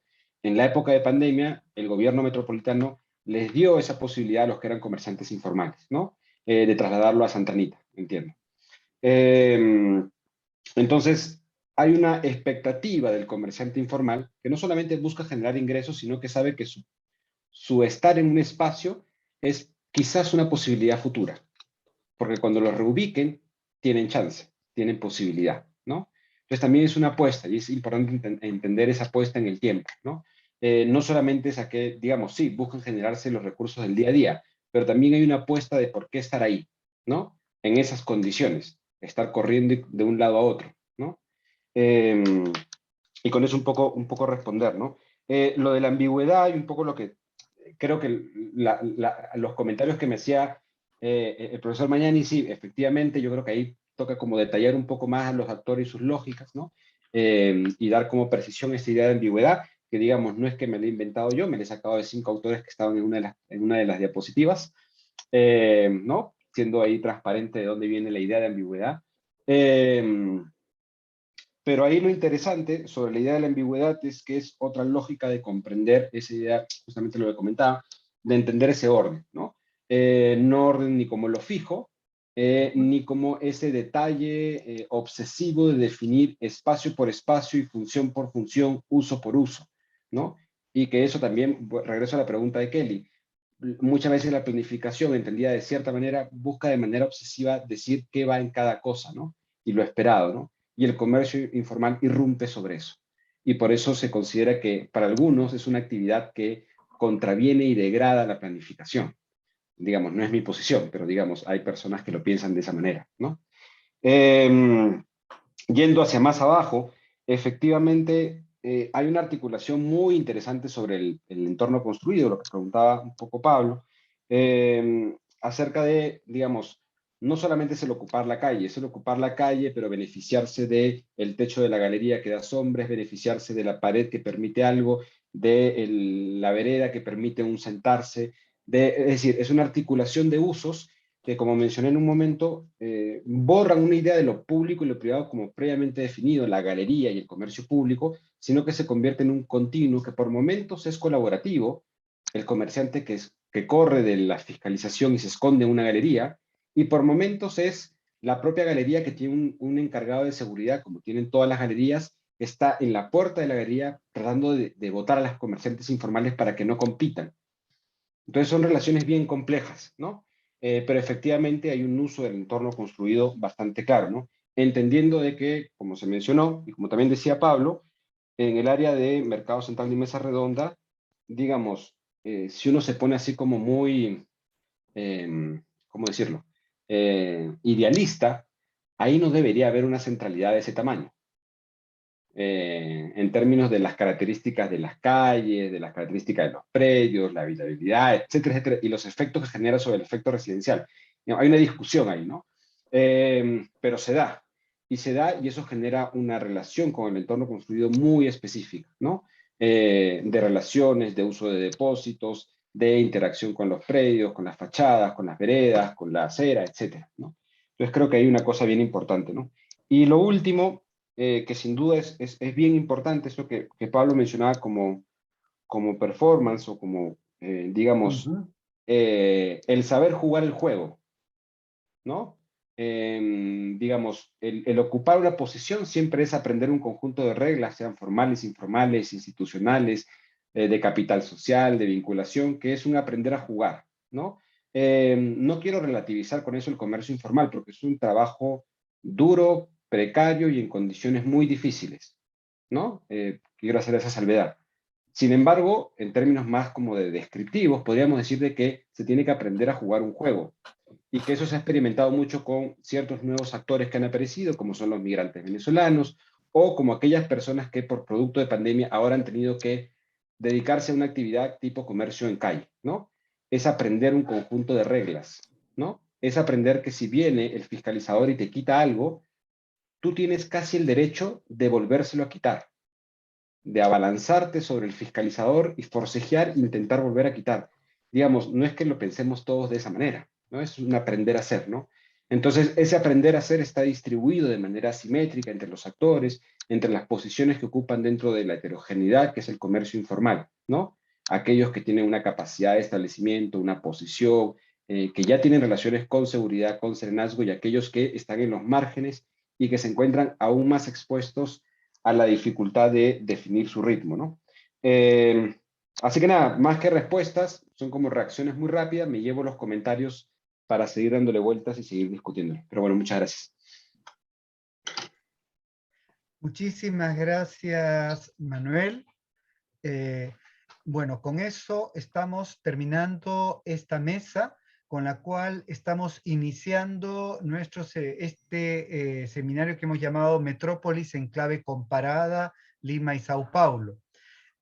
Todos los amigas y amigos que nos han escuchado, que han asistido a esta mesa, queremos avisarles que el próximo miércoles continuamos. El próximo miércoles 6 de octubre, entonces nos vemos igual a las 4 de la tarde, donde vamos a tener 2 mesas más cortas, pero muy interesantes. Una mesa sobre comercio en la calle y conflicto, con experiencias del lado de Lima, del Mercado Central, de Mesa Redonda, a cargo de Mari Carmen Hamhachi, y del lado también del comercio en la calle, una mirada de Sao Paulo a cargo de Carlos Freire da Silva. Y después una mesa, la tercera, sobre movilidad sostenible y derecho ciudadano, ¿no? Donde tenemos que, en el caso de Lima, Danae Román y César Ponce hablarán sobre repartidores ciclistas en Lima Metropolitana, y Lucas López Moraes hablará sobre el pedalear como acto político en la experiencia de las ciclovías paulistanas. Entonces, ya lo saben, nos vemos el próximo miércoles a las 4 para escuchar estas interesantísimas ponencias. Muchas gracias a todas y todos. Esto es todo hasta ahora. Adiós. Gracias. Adiós. Gracias, Pablo. Gracias. Muchísimas gracias.